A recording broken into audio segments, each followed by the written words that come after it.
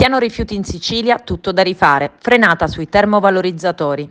Il governatore della Sicilia, Renato Schifani, ne vuole uno solo. I due progetti approvati dopo la richiesta di manifestazione di interesse formulata nell'era di Nello Musumeci individuano come location un quartiere alla periferia di Catania e Gela. Adesso l'assessore Di Mauro convoca le società di raccolta dei rifiuti palermitane. Basterà un unico impianto.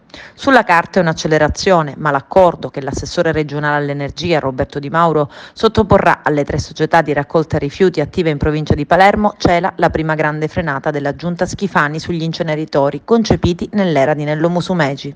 L'intesa prevede infatti la formula fino a 2 termovalorizzatori, una sfumatura che cela in realtà la volontà di realizzarne uno solo.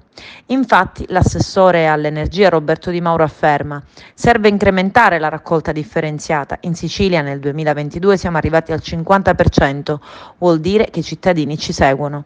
La nostra proposta riguarda 2 termovalorizzatori, ma al momento il costo di un secondo impianto sarebbe eccessivo.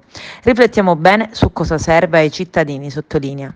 E le questioni legate ai termovalorizzatori sono al centro anche di una cabina di regia tra l'assessore regionale all'energia e ai rifiuti Di Mauro e i sindacati di categoria CGIL, CISL e UIL. Torneranno a riunirsi periodicamente sulla base di un protocollo che individua contenuti, obiettivi e composizione.